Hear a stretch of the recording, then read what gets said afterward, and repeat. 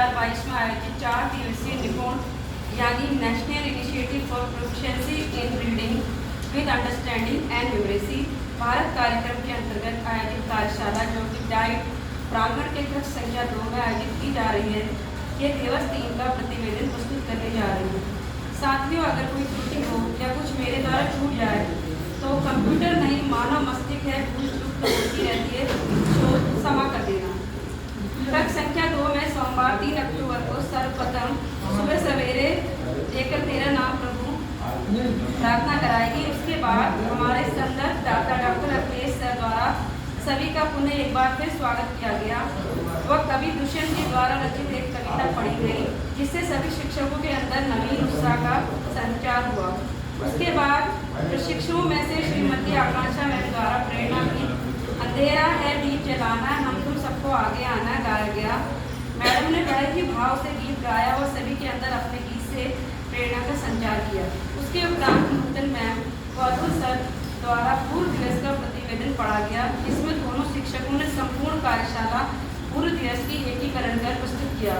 उसके बाद doctor Akhilesh sir द्वारा उस दिन की कार्ययोजना शुरू की गई। सर्वप्रथम उन्होंने प्रोजेक्टर के माध्यम से गणित संदेशिका ग्रेड 1 के बारे में विस्तार से बताया।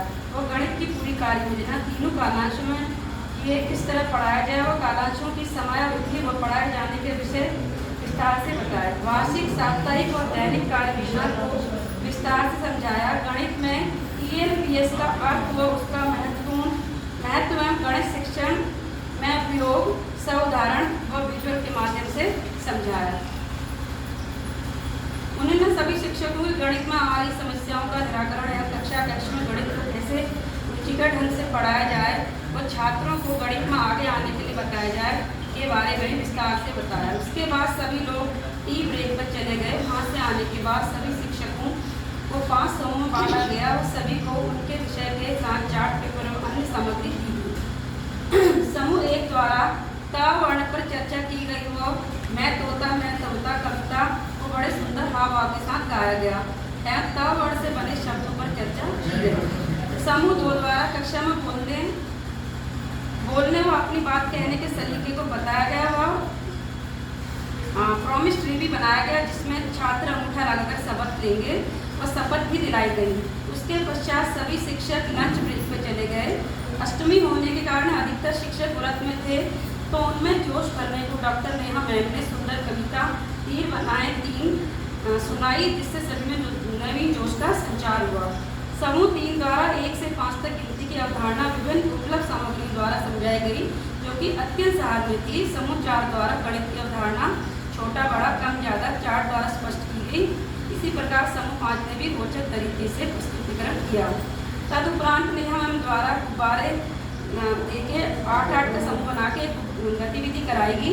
फिर प्रोजेक्टर पर एक वीडियो दिखाएगी जिसमें गणित को सरल तरीके से कैसे बच्चों को पढ़ाया जाए ये बताया गया।